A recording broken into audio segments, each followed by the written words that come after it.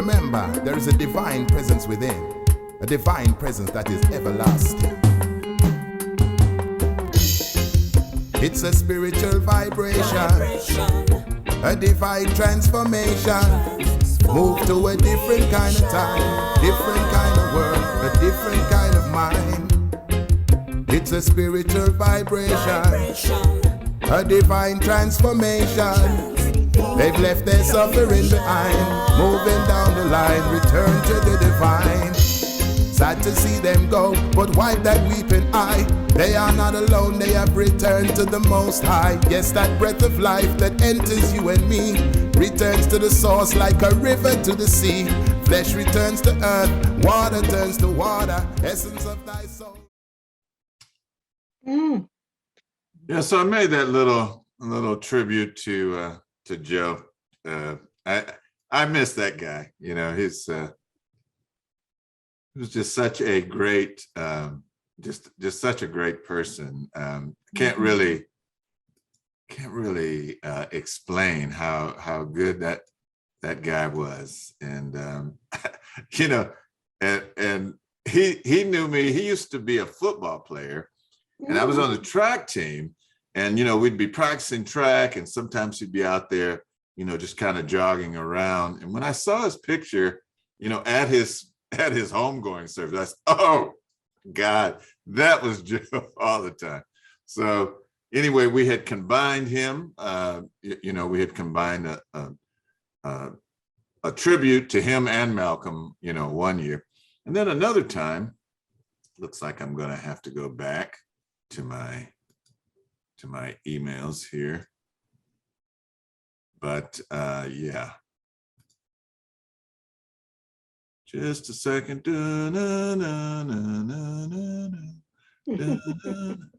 Our third place contestants will receive. All right, let's see. Here we go.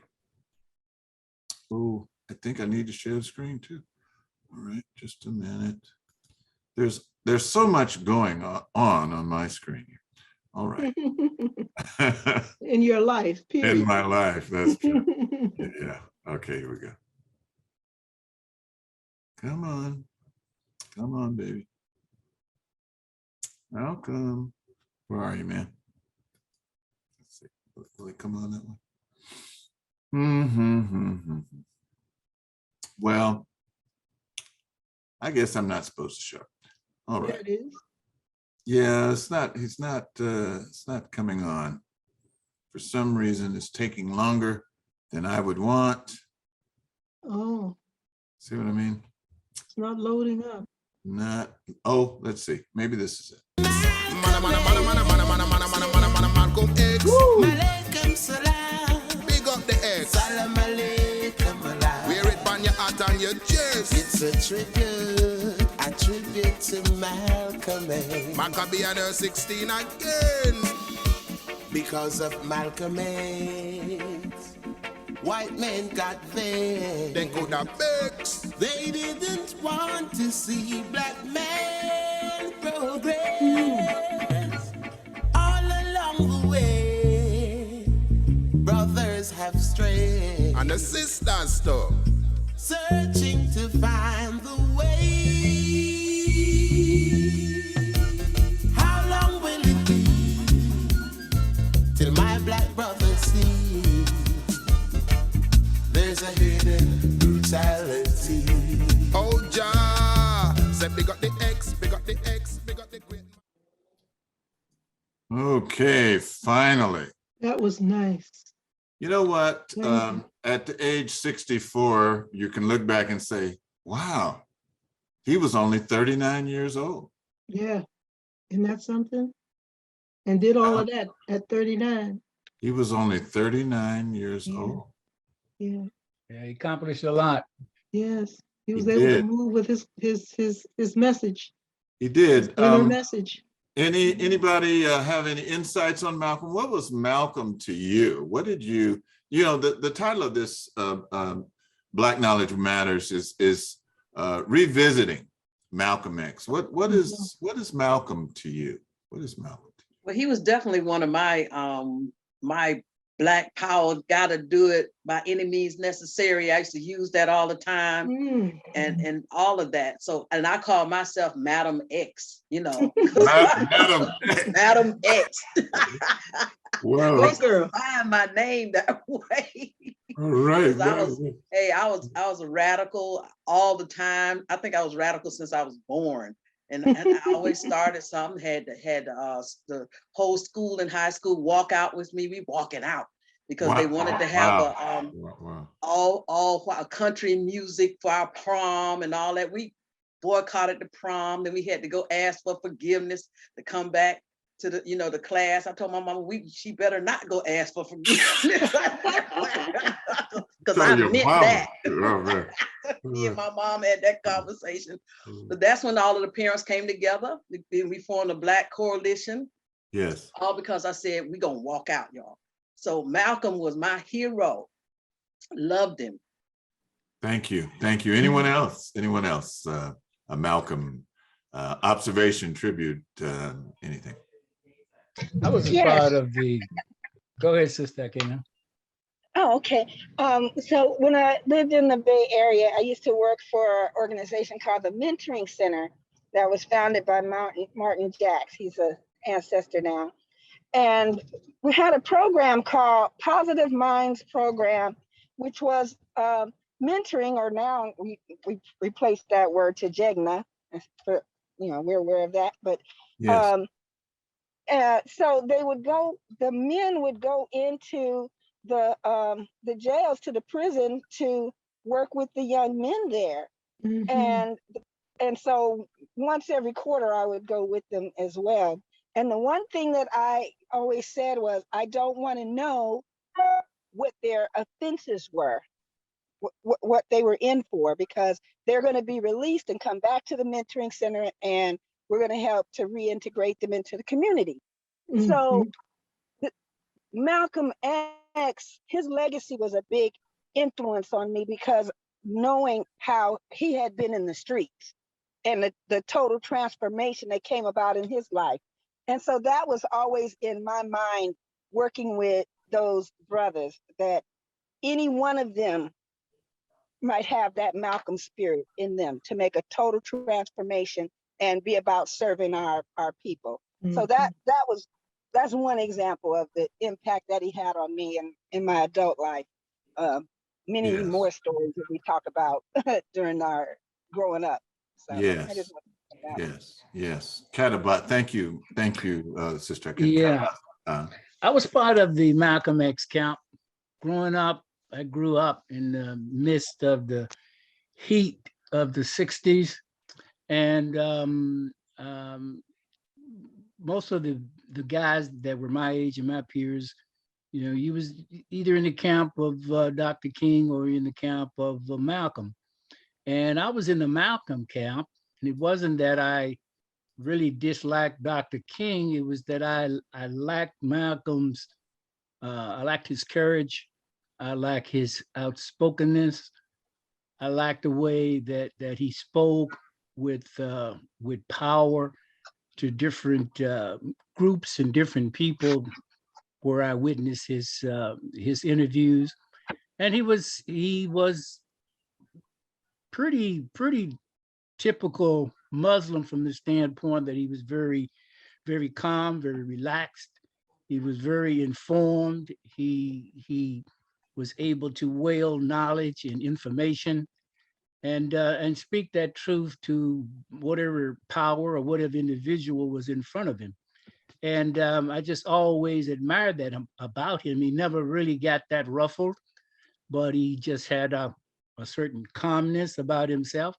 And he simply, spoke the truth, and he called out the system. He called out white people unapologetically.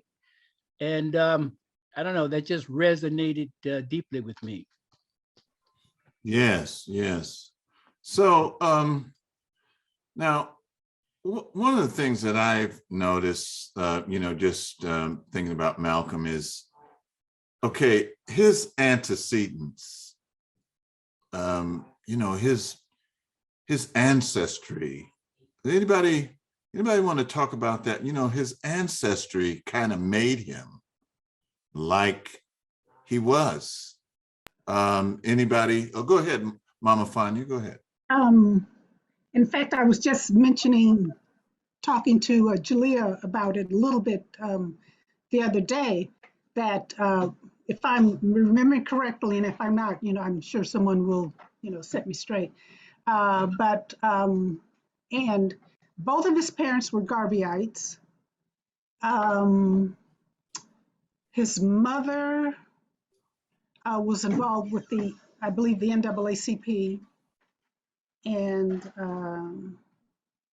so, he came from that parentage of activist, Pan-Africanist, proud to be African. He was raised in that environment. Yes. Thank you. Very, very good points that you brought up. I don't think anybody's going to set you straight, but I think that that there might be somebody that wants to add on to what you just said. Anybody else? Anybody else? Anyone? Well, you know what? Malcolm, like his mother, was the National Recording Secretary for the Marcus Garvey movement. His father was a Baptist minister and chapter president of the Universal Negro Improvement Association. And he's a person who appealed to President Hoover that Marcus Garvey was wrongfully arrested. And after doing that, he got death threats from white supremacist organizations. And then the family had to relocate twice before Malcolm's 4th birthday. And, if you read the Autobiography of Malcolm, it kind of opens up with his house being burnt. It opens up with his father was out, his mother was there with the kids, and the Ku Klux Klan shows up. And this is when she's carrying him. That's how he came in, to this world, this time around, that. And my mother always says this, I don't know, maybe her saying this caused it to happen, but she said when she was carrying me that she was frightened by a big dog. And, and for like a split second, if I see a big dog, I'm kind of, and I don't know if it was her saying that but what happens to the mother, this is why people are very careful about pregnant women, is that what they see goes in to the child, so that's how he started. He came into this way, and then his father was killed, run over by a streetcar, and he lived a couple of hours after that. Let's pause for a minute. It's like, wow. And then his mother lost it. She lost her mind. She had all those children. She couldn't get a job because of what she was involved in. And they put her in a mental institute. And then the children were parceled out to different orphanages. So that's, not a great way to start life, And so when Malcolm went into prison, after a life of crime, which is really a survival thing, right? When he heard the teachings of the Honorable Elijah Muhammad that said the white man was the devil, it made everything okay. Now I understand. So going through school, you know, he wanted to be a lawyer. Teachers told him, hey, you should focus on something you can be, like a carpenter. You know, so these are things. Now, he wasn't the only one that experienced these things, many of these things, because it was part of the times. But do you think that these kind of things, these circumstances in his life helped to shape, you know, how he became? We have such distinguished guests today. I'm going to call on Minister Amadi. You know, I'm going to get your opinion, and then I think I'm going to get everybody's opinion. Don't try to sign off. I'm kidding. Thank you. I think that all of it did have an effect. His life, I've reflected on that part too, about the fact that, you know, he had his mom and dad, but yet he lost them at an early age, but they still had a profound influence on him. So it just inspires me to know that we can really influence. You know, we have a powerful influence, and then how like, you know, the grace of God, the way God brings things together in perfect order. Because initially I used to think about the fact that it was Elijah Muhammad that inspired him to be the great leader he was, but it was the foundation of his parents coupled with Elijah Muhammad's ideas and nation building ideas. And so to me, it's like a convergence of so many different things, which is the workings of God, destiny, you know, to come forth and bring a great man. So I'll just say that every little thing does matter. And, you know, you just can't judge by the surface, because it seems like as young as he was when he lost his parents, that you would think that they wouldn't have made such a powerful impact on him, but they did. Yeah. Very good. So, yes, Fania has her hand. Yes. And then I just wanted to mention Malcolm X had these, positive influences. His parents being involved in the Pan-African movement, and the Nation of Islam.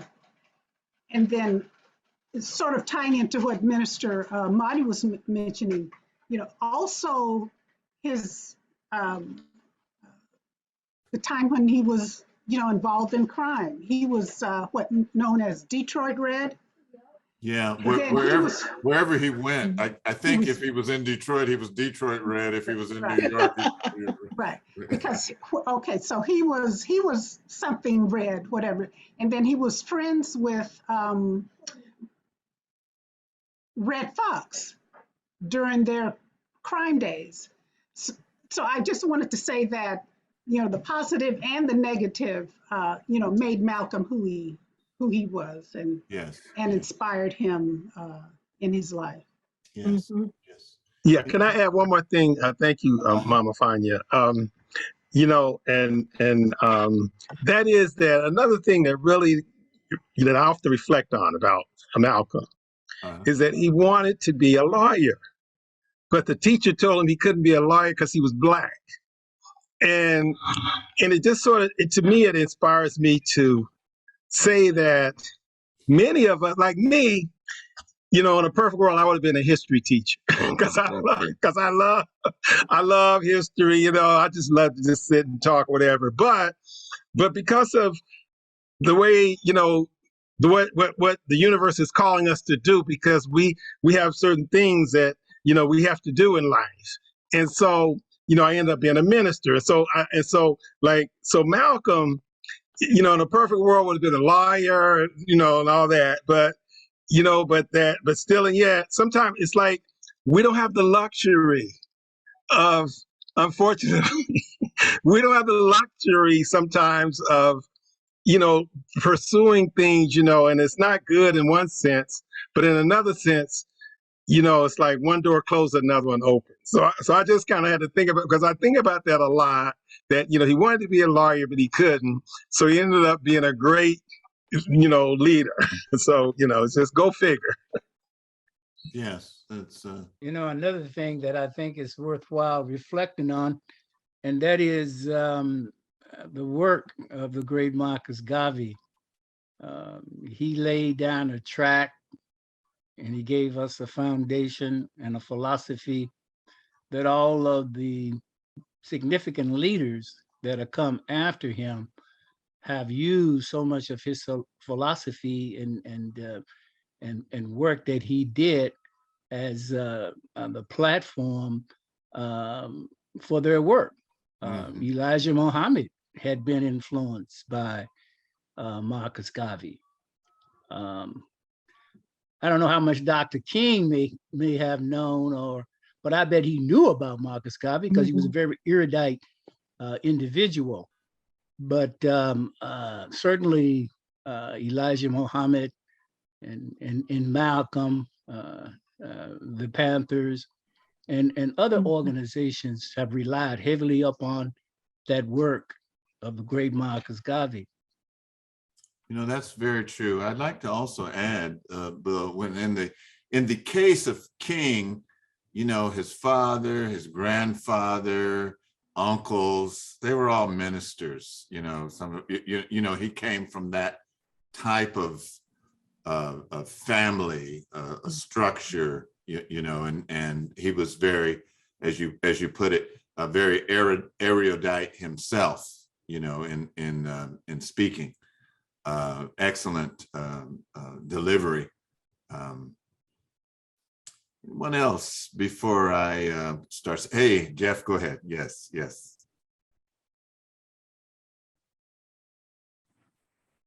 Good evening, everyone. I'm all right, Jeff. Good evening. I'm sorry for. Hold you. King Kevin, you joined us today. Give thanks. Okay, just watch the road, man. Watch the road. Okay, go ahead, Jeff. I just wanted to say, all the way back, this is years ago now, but I'm sitting in an apartment, I'm working with a tech company. And so I'm by myself and I would go to SO1 Books in Los Angeles, and I was getting Malcolm books at the time. And so now I've gone through this whole arc, and now, of course I'm in Wose and so on. And I think the thing now over that whole period, I've seen him in different ways. In the beginning, it was more like he was that strong, powerful, and obviously all those things that Baba Katabazi was noting. And now I still feel all those things, but now I look at him now as like he was a master storyteller. He understood you have to tell yourself, that Black people tell themselves stories. Human beings tell themselves stories, and they have to have a story. And he understood the stories they were telling themselves was not the story that gave them their humanity. And so for me now, I'm like, oh, so that's what story is about. So he's a master storyteller. So I'm obsessed right now in my life with stories and just focusing on how people tell a story, because that story is what people latch on to, and they use that as a way to tell the story about themselves. So Malcolm X is one of my people who helps me tell my story. Thanks. That's very good. Very, very, very good observation. Brother Obama Daly, go ahead.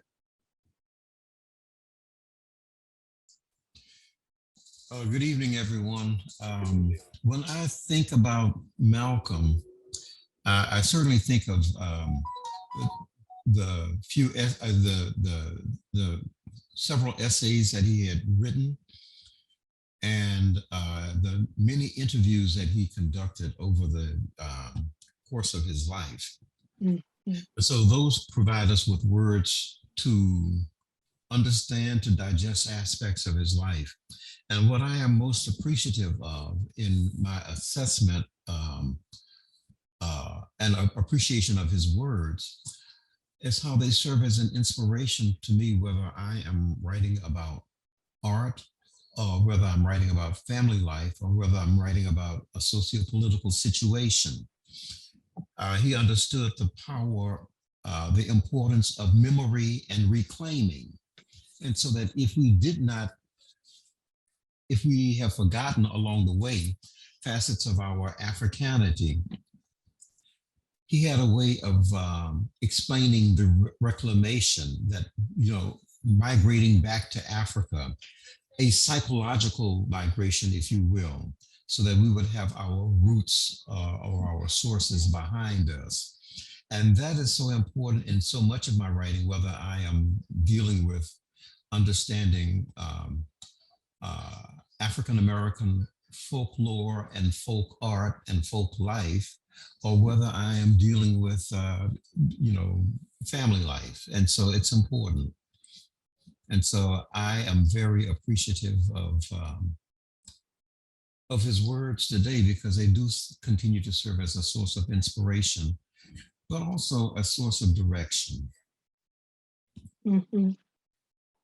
Yes, even so, he was assassinated, and there's still mystery over that. He was assassinated in 1965. And his words are still with us today. His words are still with us today. Anyone else before we go? I just want to tell you, I have this autobiography of Malcolm. It's the first one. This is the one that Spike Lee's movie is based upon, and it is narrated by James Earl Jones, and it has all these rare clips. And when I saw it the first time in 1981, I had never seen those kind of clips. It was kind of movie that was played at the theater, the same place where you would see Superfly or Blackula or whatever blaxploitation movie. This movie also went through the theaters. Of course, I can't play the whole thing for you, but I've just earmarked some clips for us. But before we get to that, any other comments or observations? I'm glad that I forgot who said it now, but the Garvey movement was very important, very inspirational to his life, and the Honorable Elijah Muhammad. If you study and read things, the Honorable Elijah Muhammad, and also a man that we're not, a lot of people aren't familiar with so much, but his name is coming. Go ahead. I'm sorry. Okay. A lot of people are not really that familiar with this person, Noble Drew Ali. There's a book called Black Nationalism. I got this from Dr. Oba Tashaka, and it's by a Nigerian, Essien Odum. Mm-hmm. And in that book, it sounds like some of you are familiar with that book. He goes into Garvey. He goes into Noble Drew Ali. I didn't know about Noble Drew Ali until I was able to read that book. And of course, the Honorable Elijah Muhammad. Growing up in Oakland, the Nation of Islam was very prominent, and where you would catch buses, like 14th and Broadway. The Nation was there, or wherever Black people would congregate. And then on San Pablo, your Black Muslim Bakery. Yes. All of those locations. I don't know if they're still around to this day, but they were very prominent in the 70s, 80s, going into the 90s. Anyone else want to? You go ahead, Bamadele. Yeah. Excuse me, 1 minute. What was the name of the book you mentioned? It's called Black Nationalism. Okay. By Essien Odum. Thank you. Go ahead. You're welcome. Go ahead, Bamadele. One of the things I was going to say is that when we think about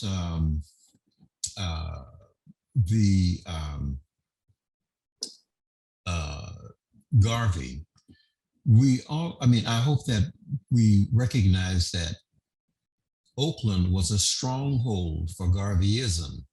Isn't And, that something? Yeah. and that, you know, we should not, it's perhaps so easy for us to not to disremember, but it is equally easy for us to remember. And one of the things that I'm trying to do here at the African American Museum and Library is to, one of the things that we're going to have to do is to make a call for papers or contributions, because that is one area in which we are lacking. We have a couple of photographs, but we really need some material of the material culture of the Garveyite movement. And so that was very important. But I also want to mention that Malcolm X's daughter, I think it's the one. Is it Adela? Adela? Ilyasa, I think that might be her name. I may have it mixed up, but she has written a children's book on Malcolm's life.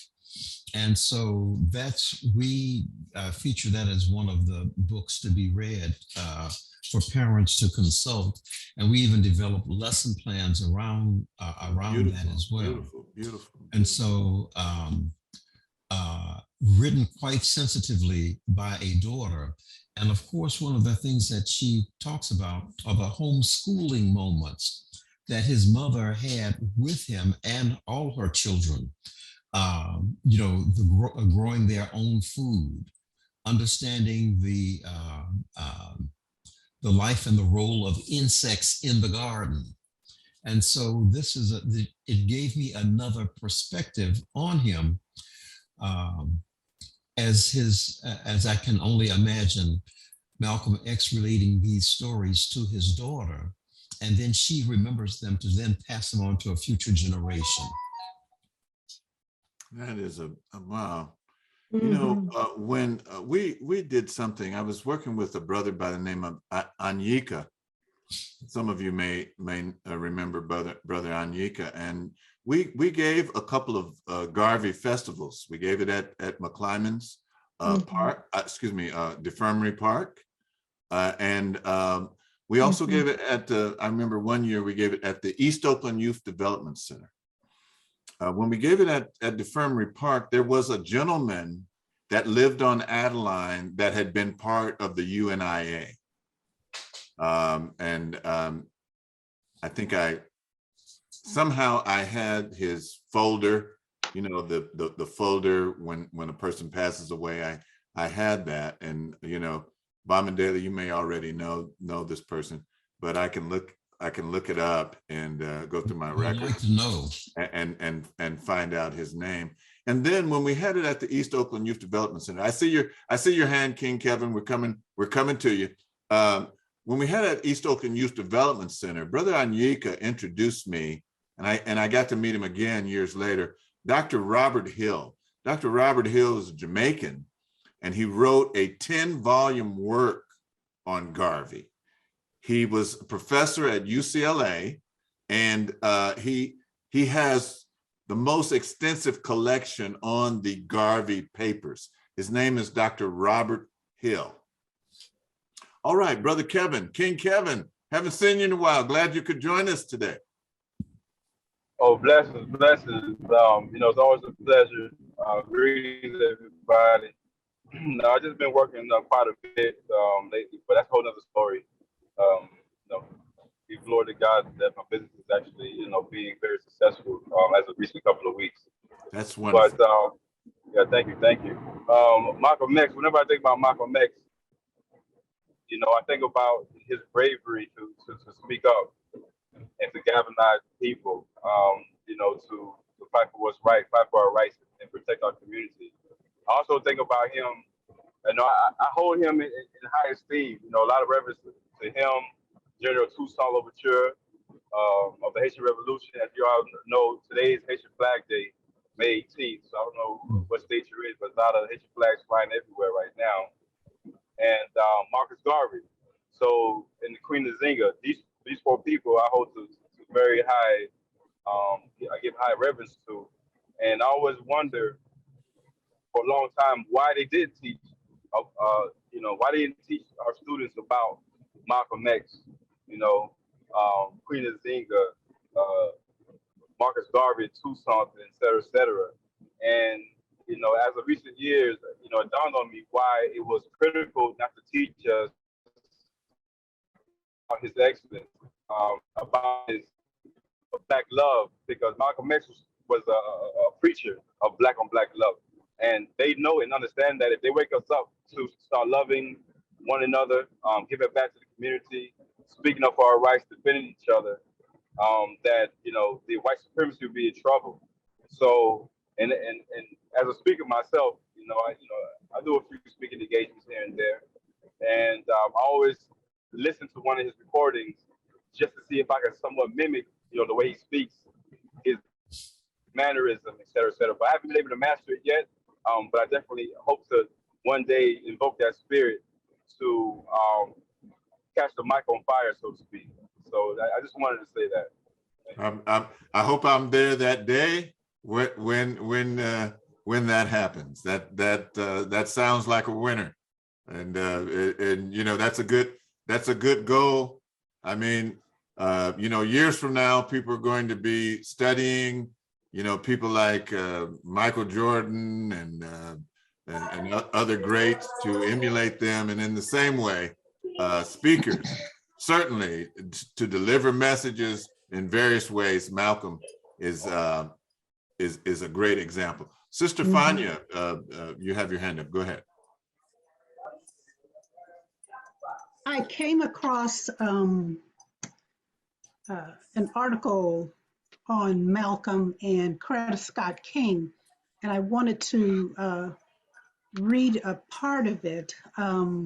Malcolm, this was in February 4th, 1965, a few weeks before Malcolm was assassinated, and he went to Selma to show support for the movement and the work that Dr. King was doing there. He was actually, that's when he was in jail.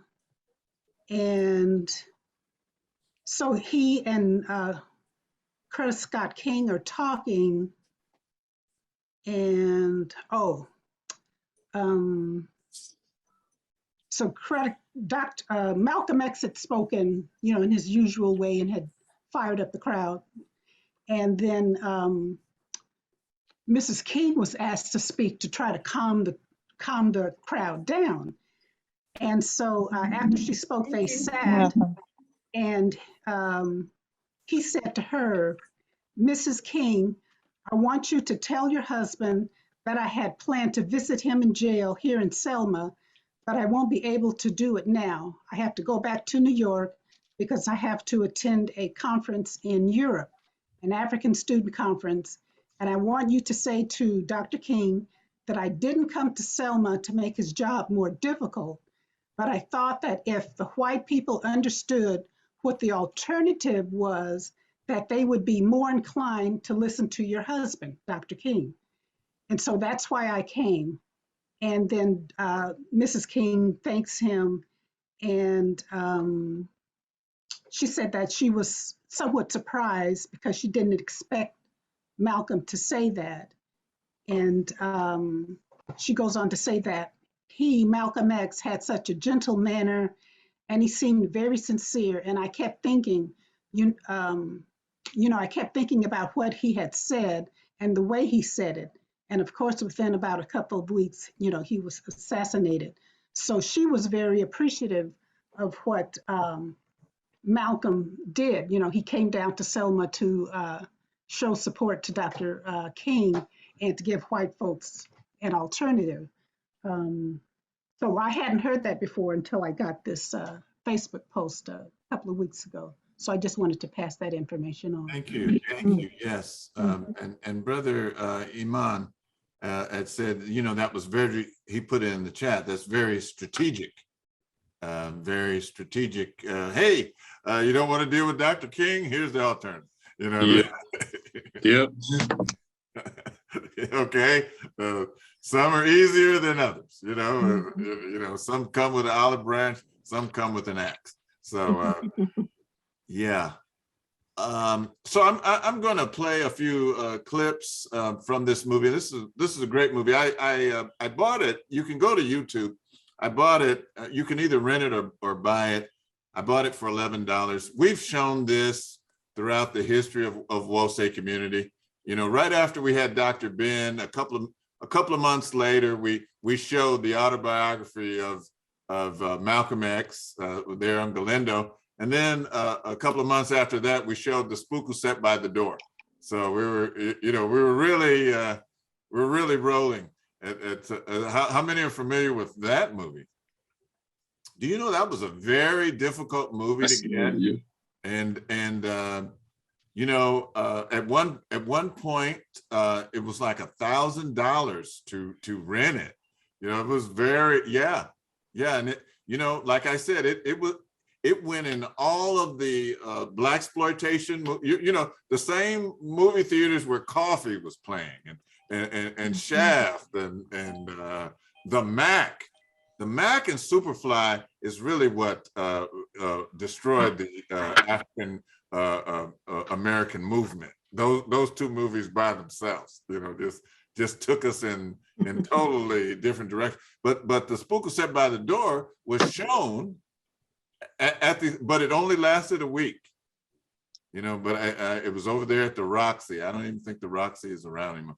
I think I saw Brother Iman's hand before I come forward with. Am I correct? Oh, no, I was just raising my hand that I saw the Spook Who Sat by the Door. Okay, yeah. By the way, that's a good movie too. Spook Who Sat by the Door. For, you know, in the summer before it came out, somebody that went to Fremont High School, I was in summer school, passed me that book, The Spook Who Sat by the Door. We were on Aunt Clara. Those of you that are from the Bay Area, you know, Aunt Clara is AC Transit. And just some high school students, 11th, 12th grade, talking about, and then the next summer, the movie came out. That was like a turning point. Let's see, they should have shown somebody, let's see, they should have shown that movie to middle schoolers at Ile Day. If you want to get your school closed, you know. No, they did, they actually did show it. Did they really? Yeah, Boubacar showed it to his middle school boys. How was it received? Well, because I mean, you know, because of the discussion that, you know, they love to, I wasn't in there, but he did tell me he showed it. Oh, Sister Tony is trying to start something and talking about showing it at a movie night here. We could, ooh, okay. Sister Judy, the hand of Sister Judy is up. Go ahead, Sister Judy.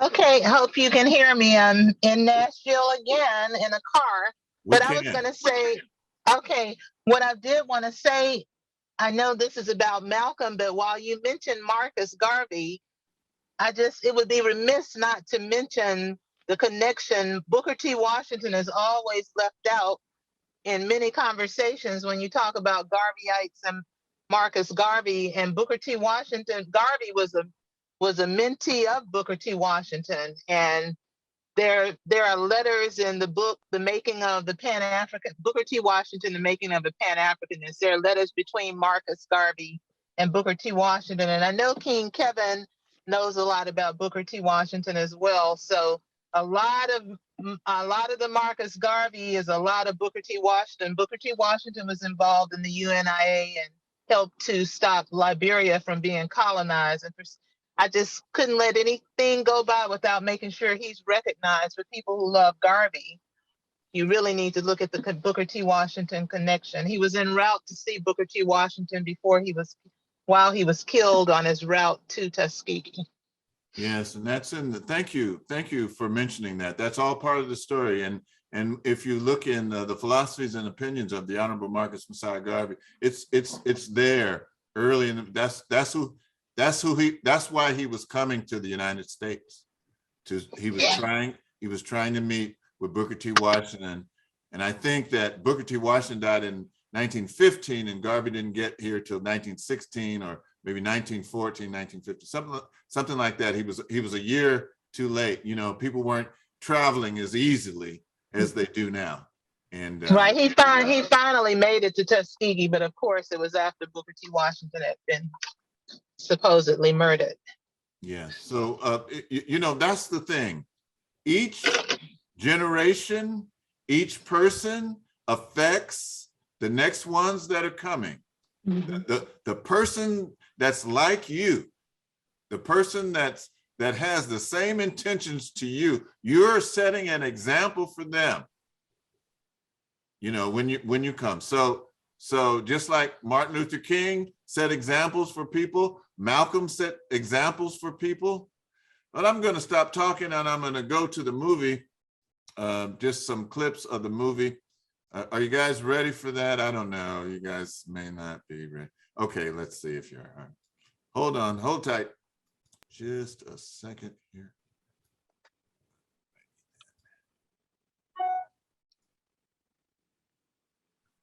Here's some Malcolm. Our rank on this earth to be a man, to be a human, be given the rights of a human being in this society, on this earth, in this day, which we intend to bring into existence by any means necessary.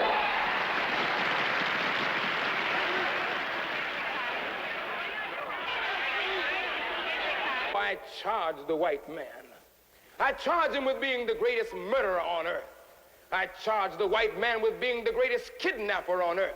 I charge the white man with being the greatest robber and enslaver on earth. I charge the white man with being the greatest adulterer, swine eater, and drunkard on earth. The Christian religion has failed.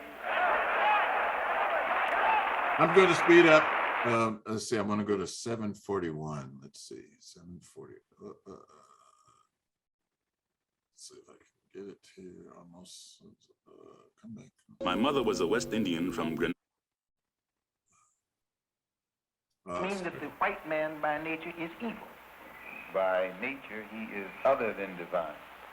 Well, now, does this mean that he's evil? Can he do good? By nature, he is evil. My earliest recollection is of being snatched awake in the middle of the night because our house was on fire. My mother was a West Indian from Grenada, and my father, a militant Baptist minister and follower of Marcus Garvey, preached race pride and separation from the white man. The Lansing arm of the Ku Klux Klan warned him to stop preaching Garvey's message, but my father was not a frightened Negro, and he kept on. Next thing, he was found with his head bashed in, lying across the streetcar tracks. A trolley had nearly cut him in half. After my father's death, my mother couldn't find work because the Christian people of Lansing wouldn't hire the widow of a crazy nigger. We were so hungry we were dizzy. We stole to stay alive. It was too much for her. They put her in a mental institution and parceled out us kids to reform schools, charities, and homes. Minister Malcolm, you now in Chicago and in Detroit have universities of Islam, do you not? Yes, sir, in Detroit and Chicago. And you take I'm moving up. parishioners, I'm moving take it children again. from the... Let's see, I want to go to 1425. Let's see how close I can get it. 1425. Come on, come on. Almost. Never has a prophet been a white man. When I said that the Honorable Elijah Muhammad has a solution to this 400-year-old problem, and that this is a divine solution that has been given to him by God, when America says in God we trust, she means she trusts in that white God who showed her how to steal this country from the dark-skinned Indians, who showed her how to kidnap you and me and bring us over here and make us slaves. We invested 310 years of slave labor, 310 years, every day of which your and my mother and father worked for nothing. Not 8 hours a day. There was no union in that day. They worked from sun up until sundown, from can't see in the morning until can't see at night. They never had a day off. And on Sunday, they were allowed to sit down and sing about when they die, they wouldn't be slaves no more. When they die. This is our investment. This is our contribution, our blood. Not only did we give of our free labor, we gave of our blood. Every time he had a call to arms, we were the first ones in uniform. We died on every battlefield the white man had. We have made a greater sacrifice than anybody who's standing up in America today. We have made a greater contribution and have collected less.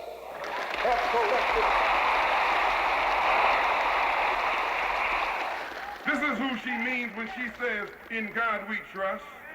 That blue-eyed God, that blonde-haired God, that pale-skinned God who blessed them to kidnap you and me and bring us here and make us slaves. When I use the term God, I'm speaking about our God, the God of our people, the God of our forefathers, the black man's God. In fact, I'm speaking about the black God, the supreme being, Almighty Allah himself. Yeah, I'm gonna speed up to 1821. Let's see how close I can get it. Almost. Oh.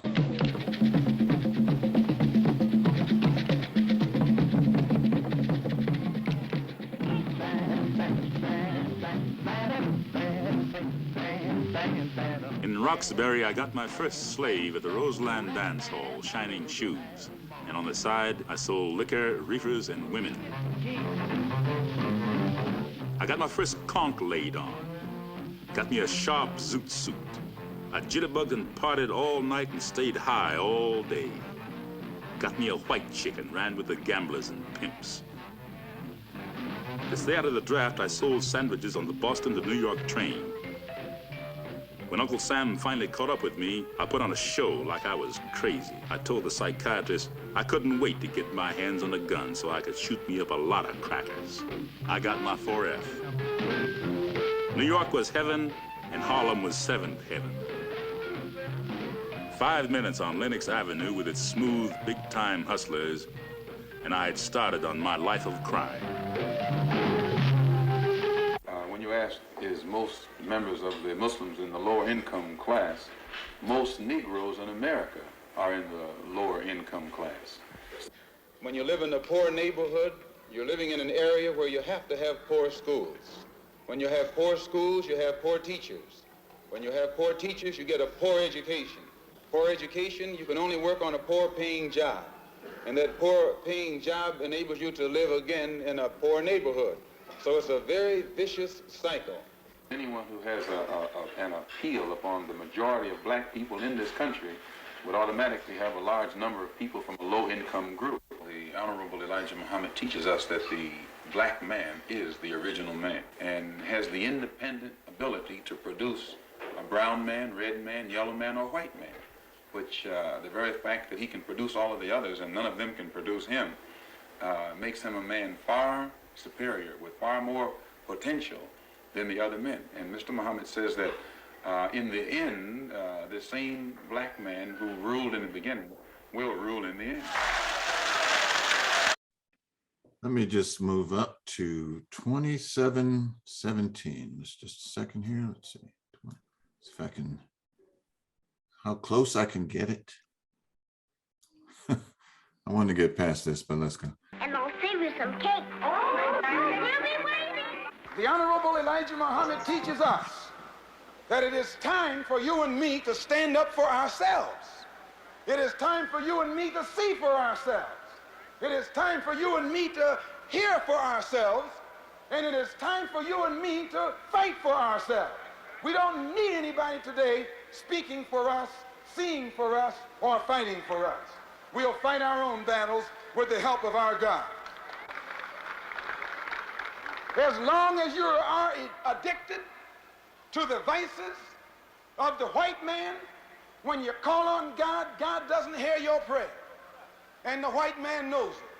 But the white man also knows that when you clean yourself up, straighten yourself up, and get on God's side and call on God, God has got to answer your call. Stealing runs rampant in Harlem. Gambling runs rampant in Harlem. All types of evils and vices that tear apart our community run rampant in Harlem. The Honorable Elijah Muhammad doesn't condemn the victim. He goes to work on the victim. He doesn't say that all of you should go to jail because you have fallen victim to the evils that white man has brought into the community. He teaches you and me the religion that God has given to him as the only cure for the evil habits the white man has brought here among us. I'm the best example of what he can do to reform delinquency and criminal characteristics in any person. Why are you an example of rehabilitation? Well, those of you who know my own history know that prior to becoming a Muslim, I was an extreme delinquent. I was into everything that the white police and gangsters left over for the black criminal. I was into numbers, bootleg liquor, hot goods, women, dope. I sold the bodies of black women to white men and white women to black men. I steered white people from downtown to whatever kind of sin they wanted in Harlem. And I'll tell you, my best customers were always the officials, top police, clergymen, businessmen. Despite the fact that my own father was murdered by whites, I was blind enough to mix and socialize with them. I considered them gods and goddesses until Mr. Muhammad opened my eyes and enabled me to see them as a filthy race of devils. We stole to stay alive. I was caught when I was 21 and sentenced to 10 years in prison. That's where I first heard the teachings of the Honorable Elijah Muhammad, and they turned me around. Because the statement, "the white man is the devil," just clicked. It explained everything. Hire the widow of a crazy nigger. It struck me like a blinding light. You've got to be realistic, Malcolm. You're a nigger. You're a nigger. You're a nigger. I fell on... Okay, you Good know, biography.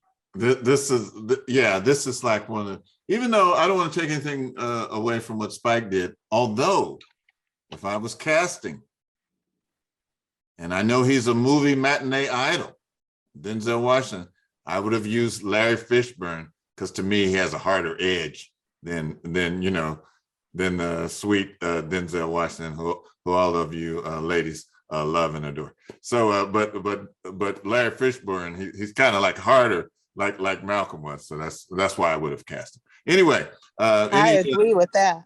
You agree with that? Yes. Any comments, observations, questions as we move on? Go ahead, Bob Mandela. Okay, I think that when you played the screen where he was talking about our God, the black man's God, I could not help but think of Benjamin E. Mays, who's I think his first book was The Negro's God. And I couldn't help but think of Boukman Duty in Haiti, who and this is what I'm going to speak about in August, the prayer that he prayed, and he urged people, don't listen to the white man's God, listen to our God. And so this idea of evoking divinity or divine power or divine sacred power is something that runs throughout our socio-political, socio-religious heritage, if you will. Yes, I agree. Okay, you're bringing in Benjamin Mays. Somebody said Denzel is truly easy on the eyes. All right. Moving on. Anything? I tell you, another actor brother that probably could have pulled it off, who's always a favorite with me, and that's Delroy Lindo. Wow. Yeah. He's Delroy Lindo. Very good. Very. You know, I think Delroy was in that movie, wasn't he? I think he was West Indian Archie. He was in that movie. Yeah, he was. Anyone else? You know, so anyway, should I just keep going with the clips? Yes. Just stop all the chat and go back to the clips. All right. What was the name, Minister Imhotep, pardon me, what was the name of the black and white film you were showing clips of? What was This is called The Autobiography of Malcolm X. And it is, wait a minute, I'm sorry. That's the film you said was being shown in theaters that used to have like Superfly and Blackula and stuff. Yes, yes, yes.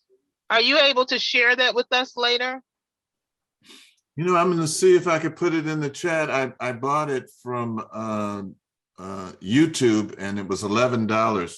Let's see if they let me put it in the chat.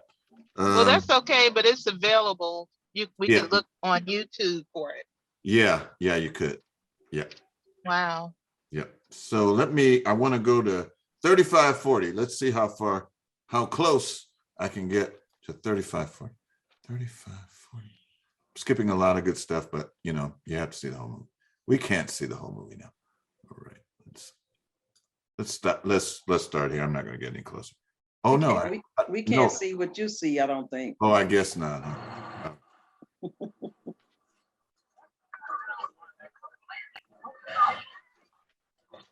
Fighting in Vietnam. Come home and look what happened to me.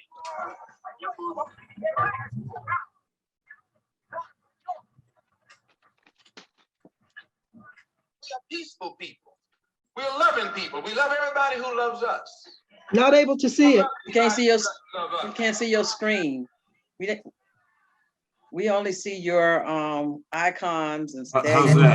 How's that? Yep. Okay. All right. I'm sorry. Let's see. It's 35 something. I'm going to start here. Trying to get to 3540, but we're almost there.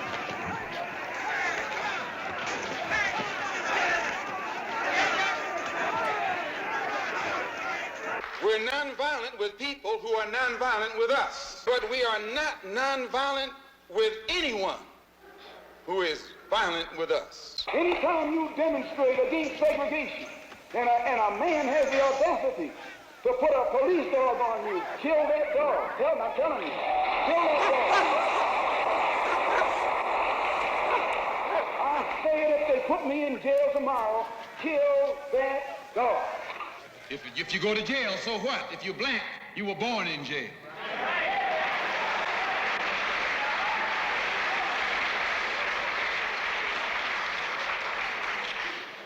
If you black, you were born in jail. In the North as well as the South. Stop talking about the South. As long as you're south of the Canadian border, you're South. Here he is standing up in front of other people, Uncle Sam, with the blood of your and my mothers and fathers on his hands.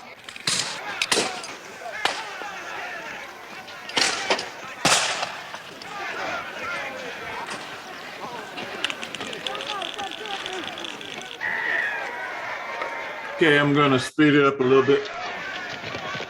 5329 is where I'm going. 5329.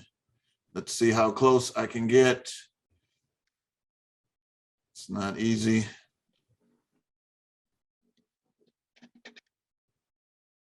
Ooh, I'm really close. All right. Some of them probably was out under some of the sheets themselves. Now we have the type of black man on the scene in America today who just doesn't intend to turn the other cheek any longer.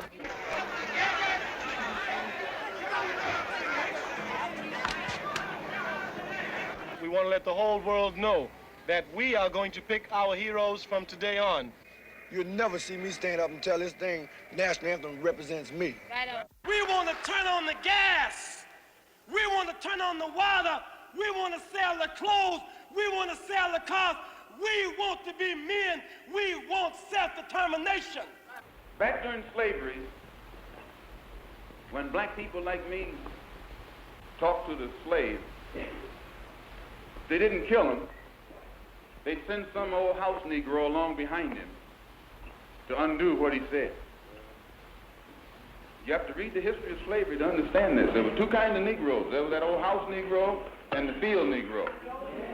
And the house Negro always looked out for his master. When the field Negroes got too much out of line, he held them back in check. He put them back on the plantation. The house Negro could afford to do that because he lived better than the field Negro.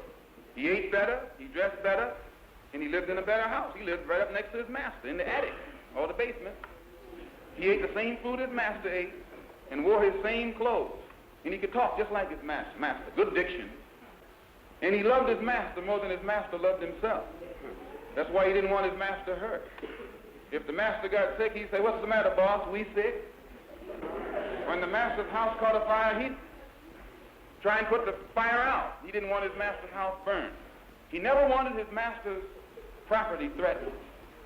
And he was more defensive of it than the master was. That was the house Negro. But then you had some field Negroes who lived in huts, had nothing to lose.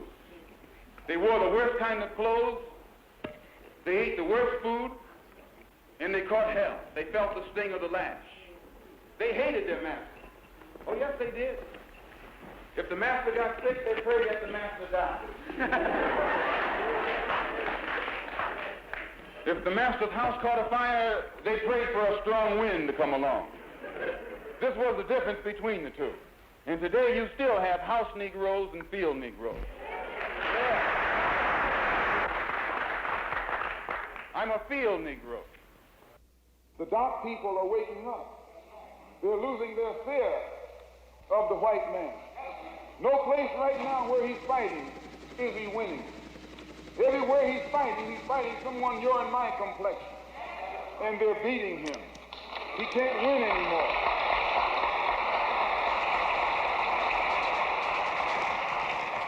Nowhere on this earth does a white man win in a guerrilla warfare. It's not his speed. Okay, just one more forwarding.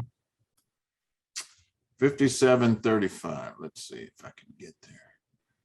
Oops, 57. All right. You wouldn't have done anyway.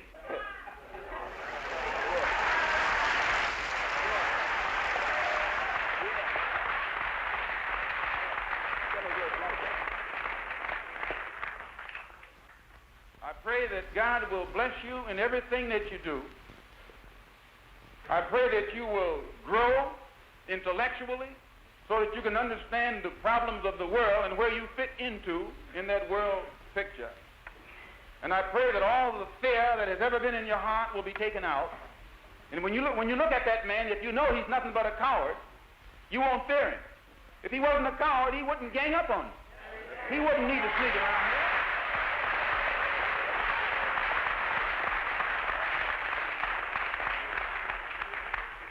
This is how they function. They function in mobs. That's a coward.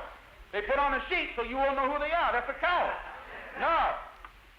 The time will come when that sheet will be ripped off. If the federal government doesn't take it off, we'll take it off.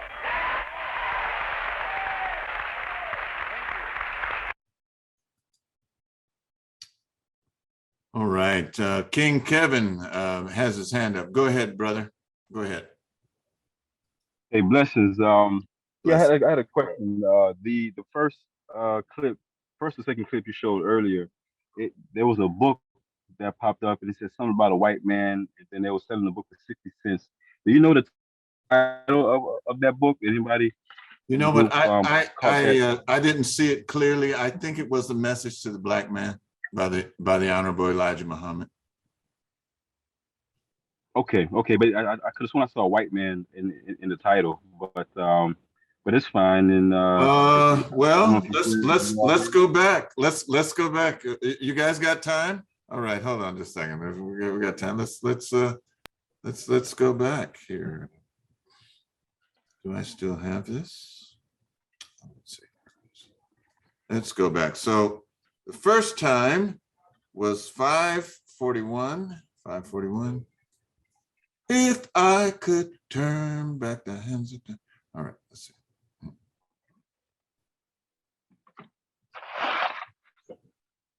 Okay, who's saying that? Who's saying that? To be a man, to be a human being, to be respected as a human being, to be given the rights of a human being in this society, on this earth, in this day, which we intend to bring into existence by any means necessary.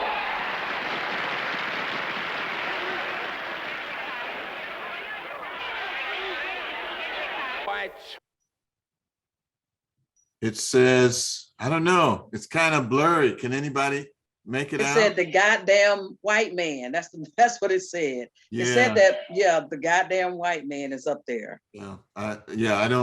I can't. If it goes back, it actually In said bold. it. You could read it in bold, right? Oh, writing. right. That Right. sign said that, huh? Right. Yeah, that's true. Yeah. That's just, you can't do this in the theater. By any means necessary.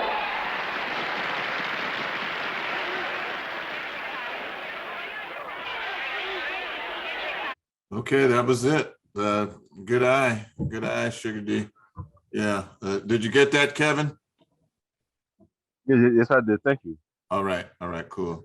Okay, we got about 11 minutes. Any other observations? I see the hand of Brother Kalahari. Go ahead, brother. Can you hear me, Minister? Yep. I was watching Democracy Now! And this guy, I think he was grandpa in the Monsters, said that nobody would allow the church to bury Malcolm. They wouldn't let Malcolm use the church for his burial. The ministers wouldn't. They wouldn't do that. I read Malcolm's autobiography, and I think it's by Alex Haley, because one did Roots and the other one did the autobiography, the white guy. So I read it twice. I thought it was Malcolm's words, and Dr. Obatushaka said that Malcolm had crossed out a bunch of stuff in it, but Alex Haley put it in the biography anyway.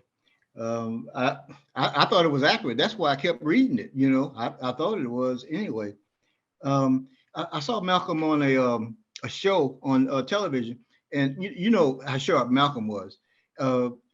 This guy kept asking Malcolm, "What was your last name?" And Malcolm told him, "Well, I don't know what my last name was." And then he said, "Well, what was your father's last name?" And Malcolm said he didn't know either because he had a slave name. But I saw another clip of Malcolm, and Malcolm said, I don't know if he was in Saudi Arabia or not, but Malcolm said, you should be deciding how much the oil costs, not some other people. And I was just thinking to myself, uh-oh, but that was he was a tough brother, man. That's all I can say. That's all I have to say. Thank you for your comment. Very self-determined.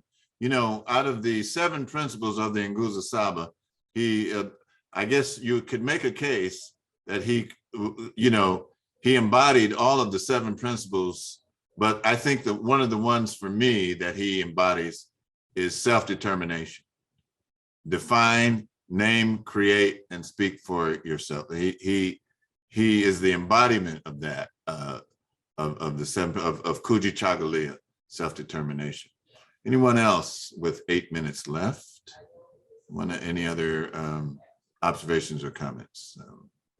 I was going to make one. I was going to say, Baba Katabazi and I always talk about the laws of opposites. This is really Malcolm and Martin, even though Martin, had his tactics and his revolutionary edge. They definitely, there was a period of time when they were definitely, their methods and style of presentation were totally opposite.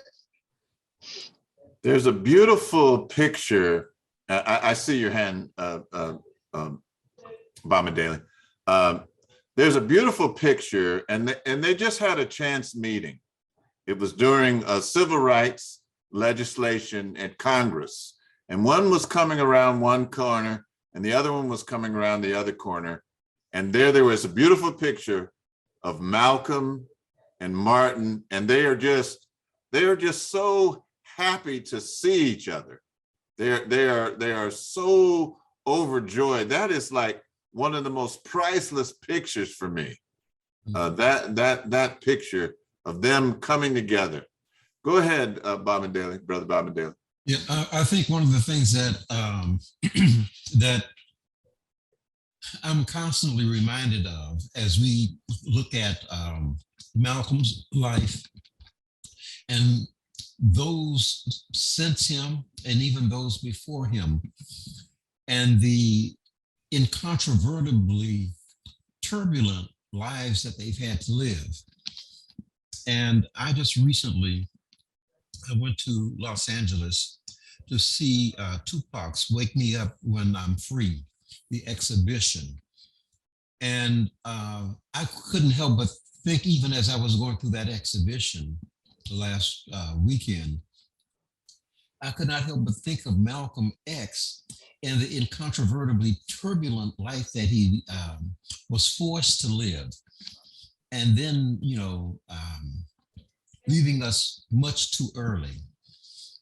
And so at some point, I think somebody will write a book on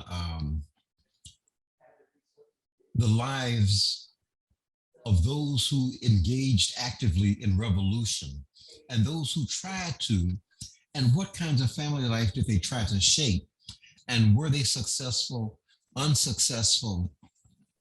And because this, a toll has been taken on that factor or that sector of our Black lives. True. Go ahead, Kalahari.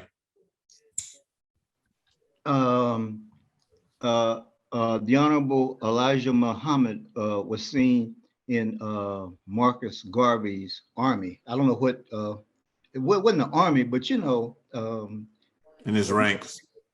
His ranks. He was in that. The guy who Dr. Tashaka said wrote a really good book about Malcolm was named K-N-K-O-N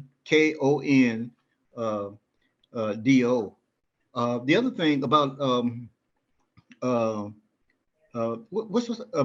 Marcus Garvey. Marcus Garvey could have won his trial according to Professor Clark, but what Marcus really had problems with was light-skinned people, and he talked about it in the book of opinions. He also according to Dr. Clark, a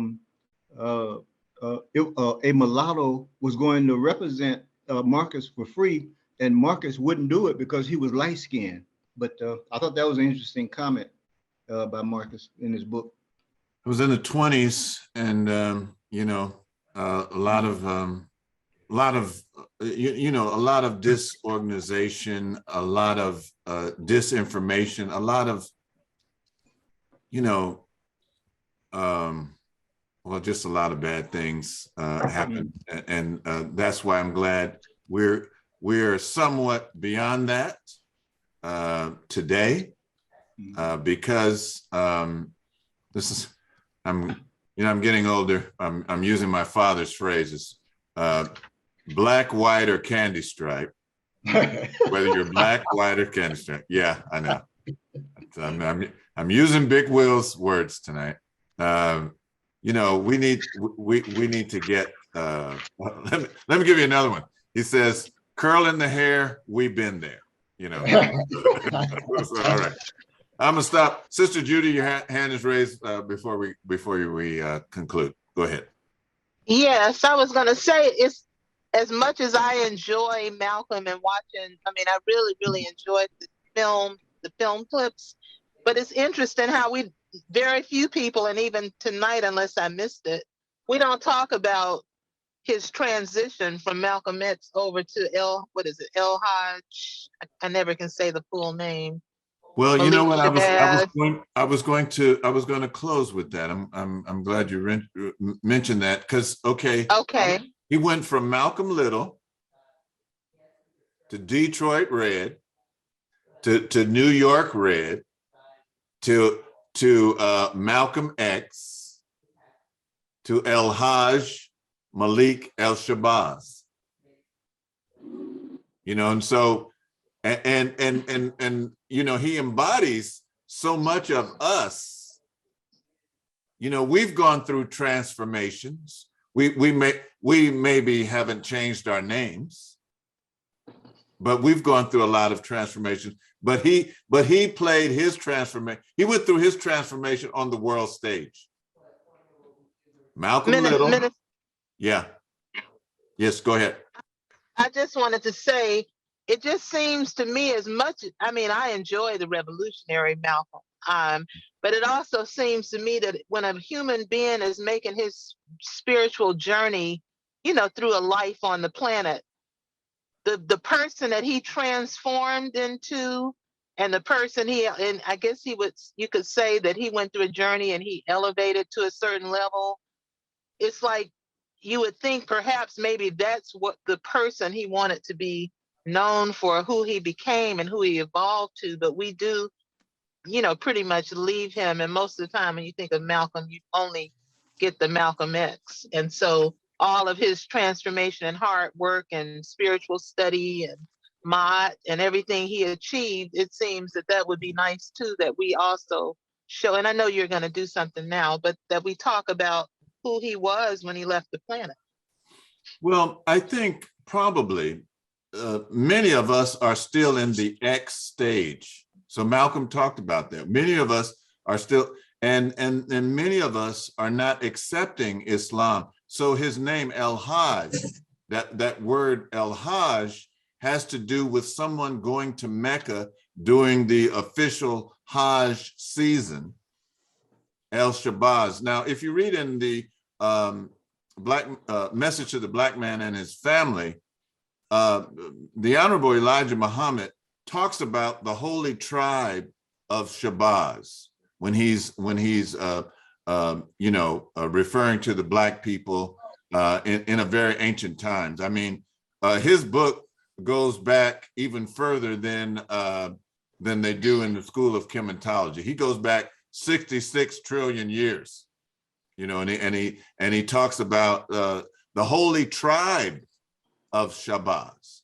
So many of us are not there. Many of us don't necessarily accept that theology. Many people that accept Orthodox Islam, they discard the Nation of Islam's take on it. As a matter of fact, at some point, Minister Farrakhan did that, and then he went back to it.